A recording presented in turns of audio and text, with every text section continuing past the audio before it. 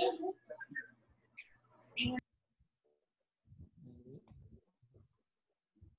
अब ठीक है मामला। अब दिख रहा है? हाँ हाँ। अब मेरा चेहरा देखिए आप।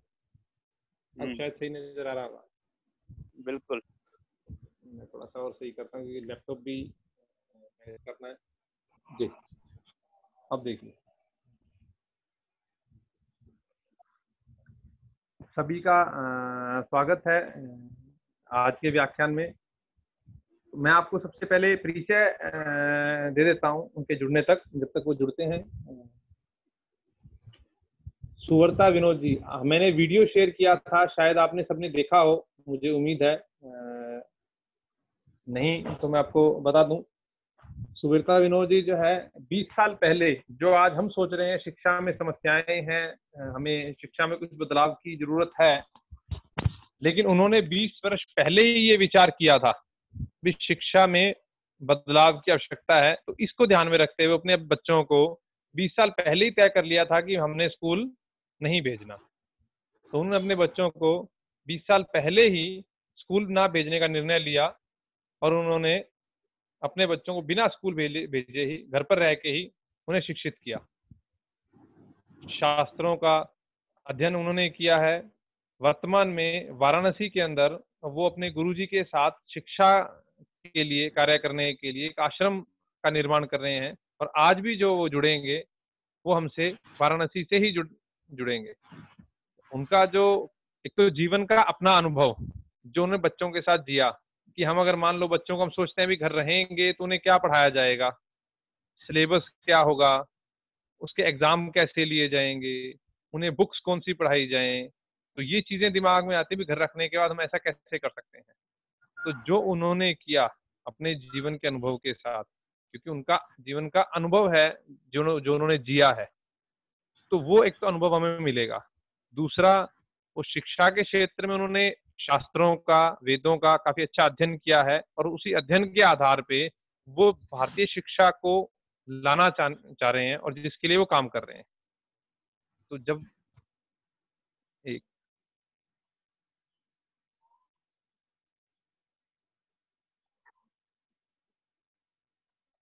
वर्तमान में वो कुछ जो है कंपनियों से भी जुड़ी हैं, जहां वो कुछ वक्तव्य के लिए उनका कार्यक्रम होता है। तो आज का जो व्याख्यान रहेगा उसमें एक चीज उन्होंने कही है जो मैं आपके सामने रख दूं। पीछे हम जितने भी हमने व्याख्यान किए हैं उसमें 40 मिनट का जो है बौद्धिक रहता है, और उसके बाद जो है वो हम चर्चा में जाते हैं। लेकिन इस बार उनका ये कहना था कि पहले 20 मिनट का बौद्धिक रखा जाए और उसके बाद जो है चर्चा पे चीजें की जाए, ताकि हमारे दिमाग में जो प्रश्न उठते हैं, जो विचार हमारे अंदर आते हैं, हम उन विचारों को लेके इन चीजों को आगे बढ़ाएं। क्योंकि किसकी क्या जिज्ञासा है, किसके क्या प्रश्न है, क्या समस्याएं हैं, तो सारी चीजें जो है एक साथ नहीं समझा पाते। तो इसीलिए पहले जो है वो रहेगा। सुरता विनोद जी का स्वागत है। नमस्कार जी। नमस्ते जी, आपका बहुत बहुत स्वागत है। सभी दर्शकों को नमस्कार। जी। जैसे ही आपने फोन किया और कहा कि आप सिरसा से बोल रहे हैं। जी हेलो। जी जी, आ रही है आपकी आवाज। फोन किया और कहा सिरसा से, कि हाँ आप सिरसा से बोल रहे हैं, बहुत हर्ष हुआ, क्योंकि सरस्वती के ऊपर हमने अभी शोध कार्य किया था और इस सिलसिले में सिरसा से हम 5-6 बार गुजरे। तो ऐसा लगा कहीं अपने ही देश से किसी ने फोन किया है।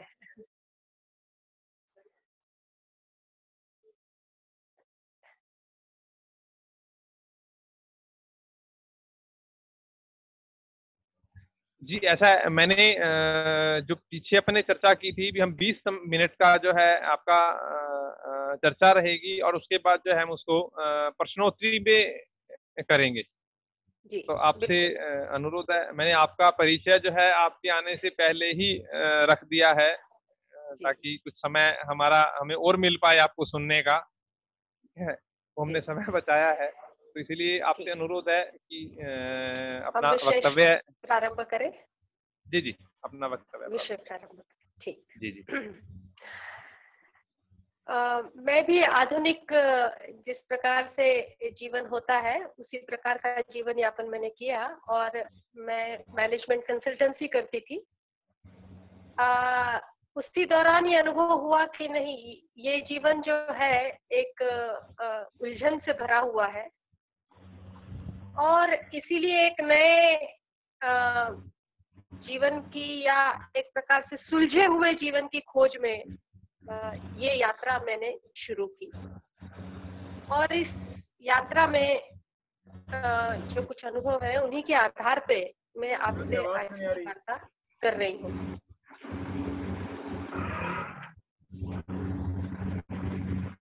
हेलो राम। जी जी। Am I audible? जी जी, आवाज आ रही है आपकी। बाकी सभी से मेरा अनुरोध है कि सभी म्यूट कर लें ताकि डिस्टरबेंस ना हो। बाकी सभी साथियों से अनुरोध है कि अपने अपने माइक जो है वो म्यूट कर लें ताकि किसी की आवाज बीच में आके डिस्टर्ब ना करे। जी जी जी। आवाज आ रही है क्या अब? जी कमल जी, आपकी आवाज आ रही है। जी, मैं शुरू करूं बोलना? जी जी जी बिल्कुल। हाँ, तो मेरा जो ये वक्तव्य है ये किसी सिद्धांत का यहाँ पे निरूपण न करते हुए प्रयत्न ये करेंगे कि जो अनुभव है उनके आधार पे आपको कुछ विचार आपसे साझा किए जाए। जी जी। जो विषय है हमारा कि प्रारंभिक अध्ययन में, प्राथमिक अध्ययन में कुछ विकल्प। तो प्रारंभिक शिक्षा, ये जो शिक्षा शब्द है, जैसे कि आपसे पहले भी बात हो रही थी, आप लोगों ने गर्भधारण से लेकर के 6 वर्ष तक का मुख्य काल, जिसमें संगोपन कैसे किया जाए, पालन कैसे किया जाए बालक का, यह आपका मुख्य प्रयास है। तो गर्भधारण ये प्रथम संस्कार होता है, और माता पिता की जिनकी ये इच्छा होती है कि दिव्य बच्चे संतति पैदा हो, वे निश्चित रूप से गर्भधारण संस्कार के द्वारा अच्छे किसी जीव का आवाहन एक प्रकार से करते हैं कि कोई अच्छा जीव किसी उच्च लोक से हमारे यहाँ आए, और अच्छा जीव आएगा तो अच्छा मटेरियल आएगा। जैसे फॉर एग्जांपल आप किसी मटेरियल को प्रोसेस करना है, तो अगर अच्छा मटेरियल होगा तो आपको कम मेहनत न पड़ेगी। उसी प्रकार से कोई अच्छा संस्कारी जीव आपके घर में पैदा हो, इस अभिलाषा से हम गर्भधारण संस्कार के पश्चात, फिर जन्म के पश्चात जो है बालक का हम जात कर्म संस्कार और मेधा जनन संस्कार, 11वें दिन मेधा जनन संस्कार करते हैं। इन संस्कारों के द्वारा प्रयत्न यही रहता है कि एक संस्कारी व्यक्ति का हम निर्माण करें। 6ठे महीने में हमारा अन्नप्राशन संस्कार होता है। अब कुछ चीजें मैं आपको यहाँ से जैसे बताती चलती हूँ। जन्म के समय हम अधिकतर जैसे देखते हैं कि जो नवजात शिशु होते हैं वे प्रायः ब्रह्म मुहूर्त पे ही उठा करते हैं, 3-4 बजे उठते हैं। परंतु हम लोगों की जो है वो देर तक सोने की और देर तक जगने की जो आदतें होती हैं, उसके कारण हम क्या करते हैं, मैंने तो प्राय ये देखा है कि हम 4 बजे जब बालक उठता है तो हम उसको सुलाने का फिर वापस से प्रयास करते हैं, और तब फिर उसकी जो है आदत धीरे धीरे हम 1 साल तक ये कर लेते हैं लगभग कि वो 9-10 बजे उठे, हमारे साथ ही उठे, है ना। तो ये जो प्रारंभिक शिक्षा, ये जो विषय है हमारा, तो ये देखिए, क्या आप चिंतन करिए, क्या हमने विपरीत शिक्षा की? आगे चलते हैं। अब जब अन्नप्राशन संस्कार हम करते हैं तो यही अपेक्षा करते हैं कि हम शुद्ध आहार बालक को दें, परंतु वही बात है ना कि क्या हमारा आहार शुद्ध है? क्या हम परिवार में आचार शुद्धता, आहार शुद्धता का ध्यान रख रहे हैं? क्या जो खाने योग्य वस्तुएं नहीं है उनका निषेध, चलिए धर्मशास्त्र को तो छोड़ ही दीजिए, पर लौकिक रूप से भी जो हमारे लिए हानिकारक चीजें हैं, जैसे कि कुरकुरे है या चिप्स है, क्या हमने उनका निषेध अपने ही जीवन में किया है? क्या कोल्ड ड्रिंक्स है, इनका निषेध हम अपने लिए किए हैं? जब हम अपने लिए नहीं किए हैं तो हम बालक को भी मना नहीं कर सकते। वैसी ही कहानी है ना कि किसी संत ने कहा कि भाई गुड़ मत खाओ, तो तभी बोला जब वो स्वयं खाना बंद किए। तो जब हम स्वयं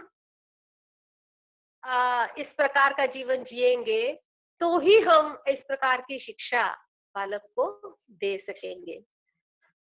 अन्नप्राशन के समय एक और मैंने आजकल ये ध्यान दिया है, कुछ कुछ हम लोग भी समाज में घूमते हैं तो देखते हैं, बच्चे को खिलाने का एक आसान तरीका लोगों ने ये निकाला है कि उसको टीवी के सामने बिठा दो, उसको कार्टून फिल्म दिखाओ तो वो खा लेता है। कारण कि हम सब साथ में बैठ के खा ही नहीं रहे हैं कि बच्चा उनके बीच में घूमते हुए खा ले, या बच्चा उसको, हमारे पास इतना समय भी नहीं है, तो हम ये चाहते हैं कि बच्चा जो मांगे वो हम उसे कार्टून फिल्म दिखाते हुए खिला दें, ताकि हमारी मेहनत कम से कम हो जाए।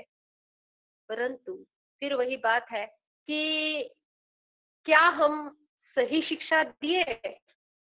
क्या आपने जो एक स्वस्थ बालक बालिका का निर्माण करना था उसके लिए योग्य कार्य किया है हमने?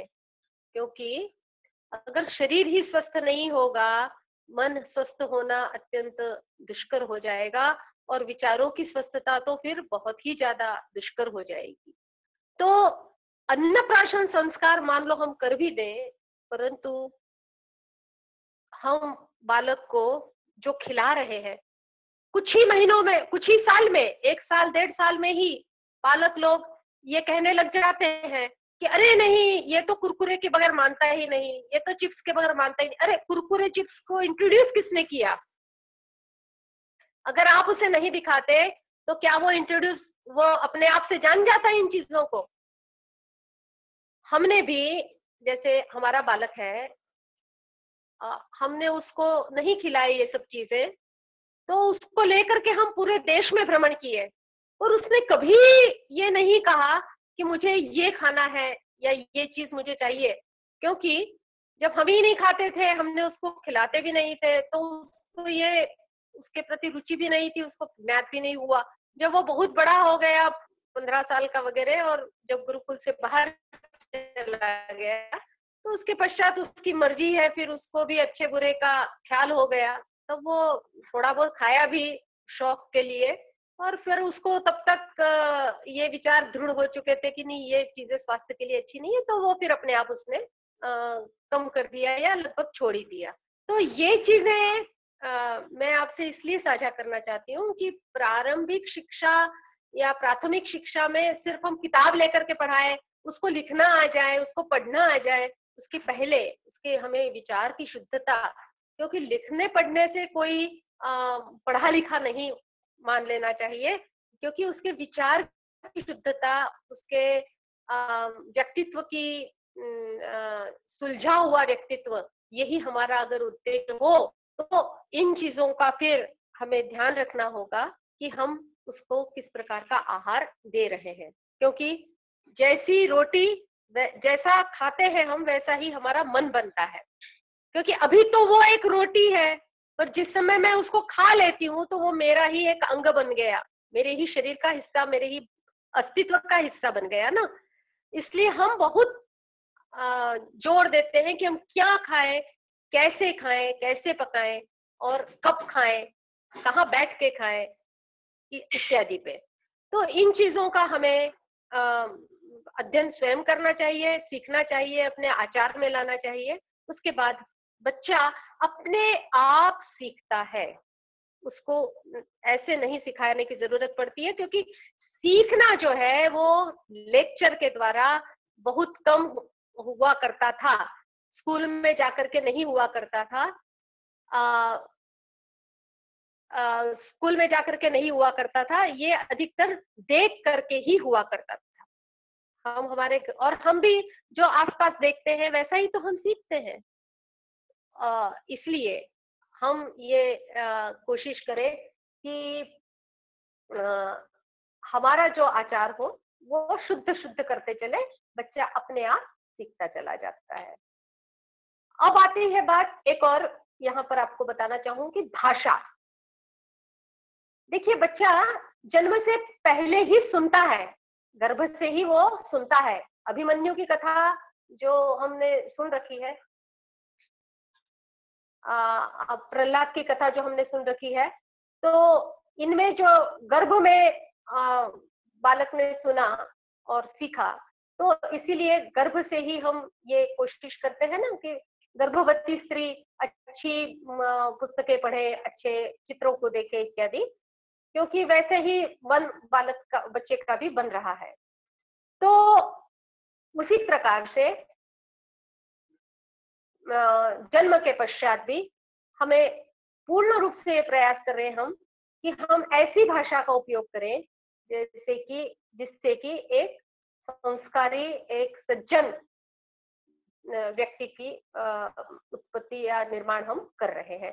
क्योंकि आप एक बात ध्यान रखिए कि एक ऑडियो वीडियो रिकॉर्डिंग 24/7 आपके सामने चल रहा है। हेलो हेलो हेलो, आ रही है जी आवाज? आपकी आवाज आ रही है? यहाँ सबने म्यूट किया हुआ इसलिए पता नहीं लगता, आपको आवाज आ रही है?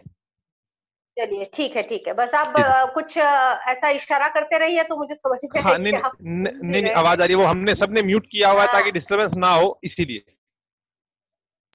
जी। चलिए ठीक है। तो एक 24/7 किसी की रिकॉर्डिंग हमारे सामने हो रही है, इस बात का ध्यान रख के जब हम व्यवहार करेंगे तो मेरे ख्याल से वो एक बच्चे का प्रारंभिक जो शिक्षा है उसके लिए अत्यंत उपयुक्त होगा। ये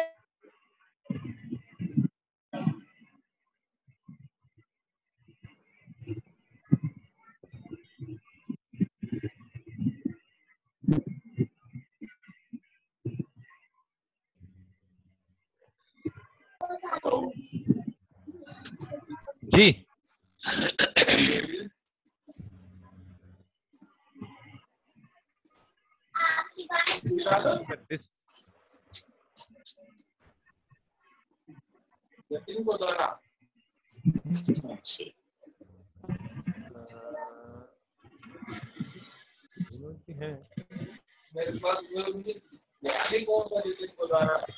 जी आपकी आवाज नहीं आ रही।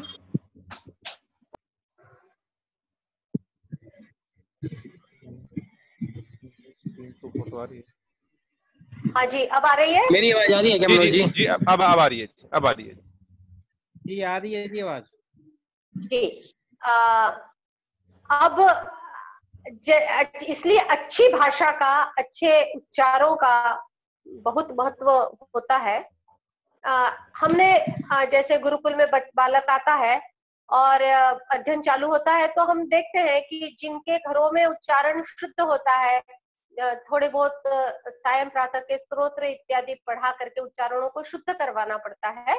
अगर 3 साल के पश्चात या 2 साल से जब से बालक बोलने लग जाए, अगर इस प्रकार से हम थोड़ा थोड़ा उसको श्लोक इत्यादि पढ़ाने लग जाए तो उसके उच्चारण धीरे धीरे शुद्ध होने लगते हैं और फिर उसको गुरुकुल के अध्ययन में उसमें सहायता होती है।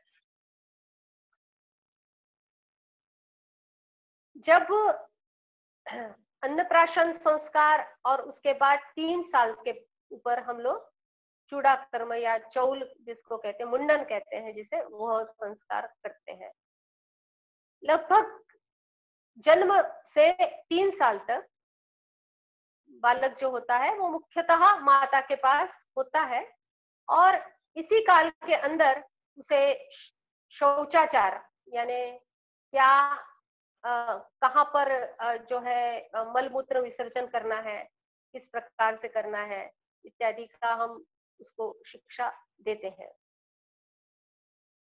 बहुत जरूरी है कि हम जो शास्त्र में जिस प्रकार का उल्लेख देखते हैं उससे हमारा जीवन बहुत दूर चला गया है।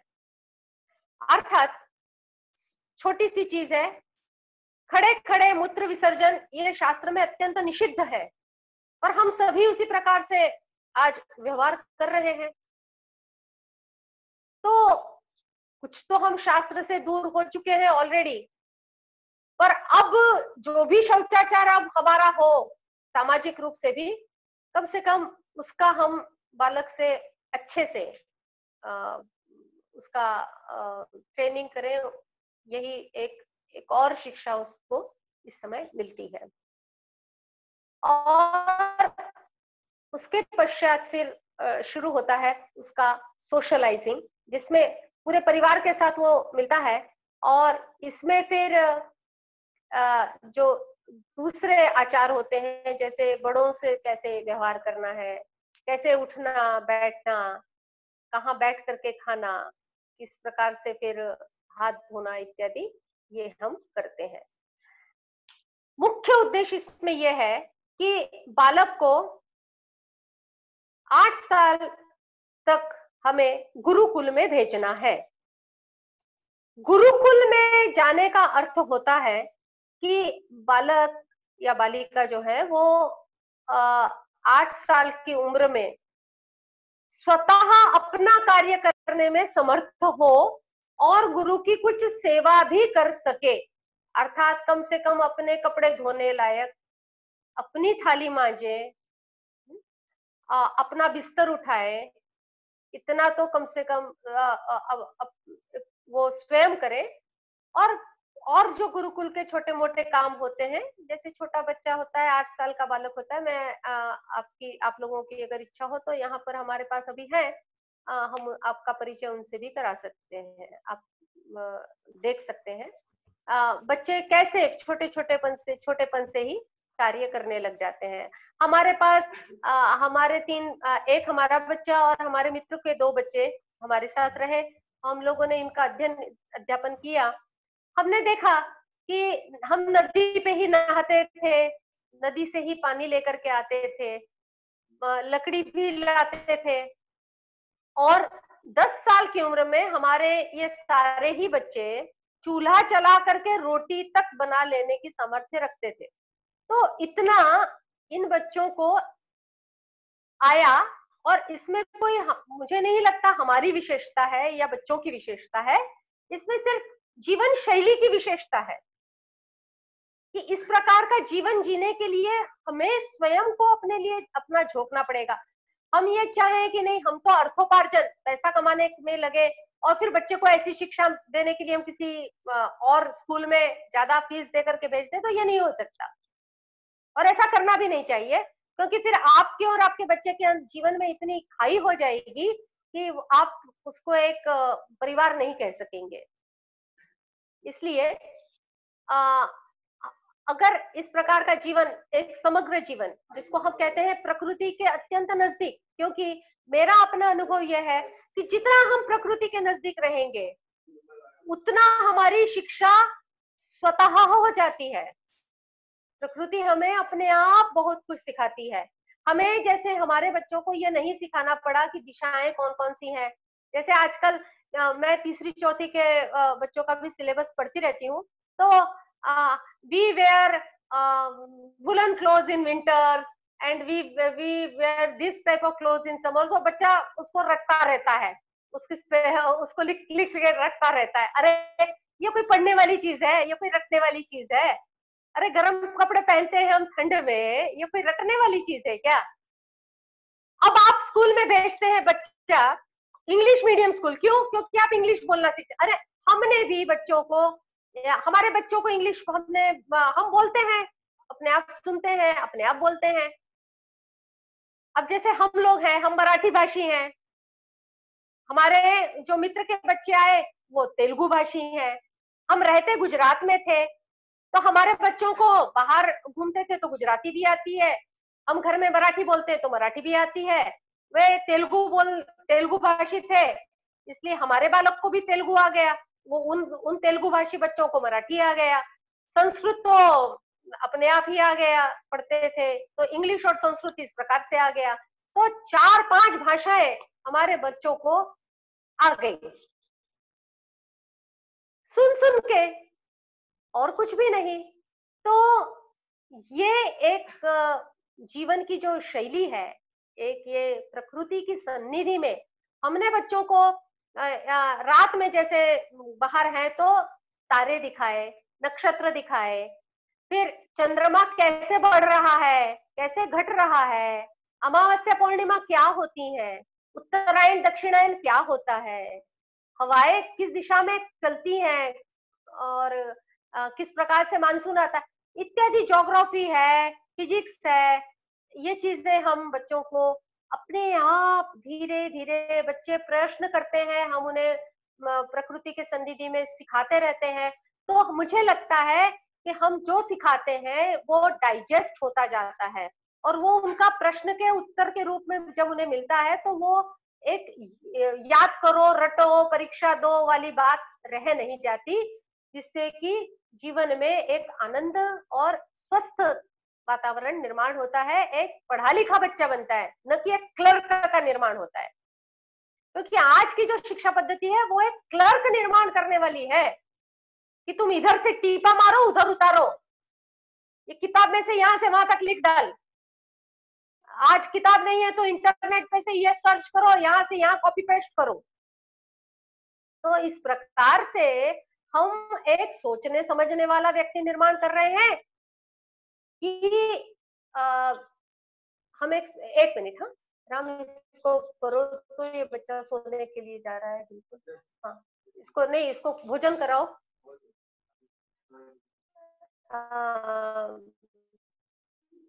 हाँ, तो जी छोटा बालक है ना गुरुकुल से, तो 4-5 बजे उठ गया है, तो सोने का टाइम हो गया उसके, तो उसको भोजन कराना जरूरी है। जी, तो इस प्रकार से हम प्रकृति के पास में ही रहते हैं, बिच्छू निकलते हैं, अपने आप ही उनसे कैसे निपटना है, उनको किससे बचना है, किस प्रकार से, तो ये सब अपने आप होता है। तो ये एक शैली है। एक दूसरी शैली है कि आप इन्हीं चीजों को एनसाइक्लोपीडिया के द्वारा पढ़ाइए, आप डिस्कवरी दिखा करके पढ़ाइए, या म्यूजियम में ले जा करके दिखाइए। और सबसे गंदी शैली यह है कि आप उसको किताब से रटवाइए। तो आप उत्तम ये न भी कर सके कि आप स्वयं इस प्रकार से रह सके जैसा मैं वर्णन कर रही हूँ, इतना शायद आप लोग अगर न भी कर सके, तो कम से कम हमें इतना तो अवश्य करना चाहिए कि हम बच्चे को जो भी पढ़ा रहे हैं, कम से कम उसका एक चित्र दिखाएं, उसको बच्चा छू सके। जैसे अगर आप एरोप्लेन दिखा रहे हैं, एरोप्लेन पढ़ा रहे हैं, एरोप्लेन कैसा होता है, बच्चा उसको देख सके, छू सके। ट्रेन कैसी होती है, बच्चा देख सके, है ना। ऐसा हमें तो कम से कम अवश्य ही करना चाहिए। कुछ बातें ऐसी होती है, जैसे पहाड़ों में हम लोग रहते हैं कई बार, तो पहाड़ के बच्चों को ट्रेन का पाठ होता है, पर वो समझ नहीं पाता ट्रेन, क्योंकि उसने हिमालय में ही है, वो हिमालय में ही रह रहा है, तो उसको कोई जमीन समतल भी होती होगी ऐसा कल्पना नहीं होती है। जैसे यहाँ हमारे यहाँ के बच्चे हैं, उनको समुद्र कैसा होगा, ये तो क्या हम जाके दिखाएं उन्हें, तो ज्यादा फिर हम अच्छे से उनको समझा पाते हैं, वो समझ भी पाते हैं। तो इस प्रकार की शिक्षा अगर हम करें तो मेरे ख्याल से एक उत्साह का वातावरण निर्माण होता है और शिक्षा भी जो है वो इन डेप्थ और काम की शिक्षा होती है, न कि ये कि इस सेमेस्टर में रटा और अगले सेमेस्टर में कुछ पता नहीं कि क्या रटा था। जैसे कि हम भी कॉलेज में अगर मैंने केमिस्ट्री पढ़ी है, मुझे आज कुछ भी नहीं पता केमिस्ट्री के विषय में, सब भूला जाता है 5-6 महीने में या 1-2 सालों के अंदर। तो क्या समय पूरा हो गया है? जी जी, समय की कोई वो नहीं है अभी। वो अपनी चर्चा का रखा था, अगर आप कुछ और बताना चाहें तो बताएं। मैंने अपना विषय रखा। जी हाँ, जी, मैंने अपना विषय आपके सामने प्रस्तुत किया है और आगे फिर कभी मौका मिलेगा तो और आगे करते रहेंगे। जी जी, मैं इसमें थोड़ा सा आपसे ये अनुरोध करूंगा कि आपने जो अपने जीवन में जो अनुभव किया अपने बच्चों के साथ, जो उनको ना भेज के, तो उसको 5-7 मिनट में थोड़ा मोटा मोटा हम बता पाए कि कैसा आपका अनुभव रहा, कैसे आपने उनको कर पाए, क्योंकि उस समय पे ये डिसीजन बहुत मजबूत था, बड़ी हिम्मत का डिसीजन था जो आपने उस समय पे लिया स्कूल ना भेजने का। तो मैं उस अनुभव को 5-7 मिनट में सब तक कर पाना चाहूंगा ताकि सब समझ पाए। जी, अब मैं आपको अब हमारे एक बालक से तो मिलवाती हूँ अभी। जी जी बिल्कुल। और ईश्वर की कृपा से बहुत अच्छा ये हुआ है कि वो बालक भी इसी प्रयोग को आगे बढ़ा रहा है। ठीक है। और अब वो बड़ा हो गया, वो इलेक्ट्रॉनिक्स इंजीनियर हो गया, उसको जॉब भी मिल गया टाटा में, परंतु उसने उस जॉब को ठुकरा दिया है और वो अब इस गुरुकुल पद्धति के द्वारा बच्चों को आगे बढ़ाने के लिए प्रेरित हो रहा है। जी जी। तो सबसे बड़ी बात इसमें यह है कि हमें ईश्वर की कृपा ही लगती है इसमें कि हमें पैसे का जो मोटा पैसा होता है ना, उसका मोह नहीं, उसको छोड़ना पड़ता है। ये एक मिनट में आपसे अनुरोध करूंगा कि अब ना 1 मिनट बाद डिस्कनेक्ट होगा, इसीलिए हम इसको काट के दोबारा ही अभी कनेक्ट होते हैं, क्योंकि 40 मिनट का पीरियड होता है, 40 मिनट अपने आप डिस्कनेक्ट होता है। तो हम इसको एक बार दोबारा लिंक को क्लिक करेंगे। मैं एक बार डिस्कनेक्ट कर रहा हूँ, दोबारा फिर लिंक को क्लिक करते हैं। सभी से अनुरोध है कि दोबारा कनेक्ट हो जाएंगे ताकि दिक्कत ना आए।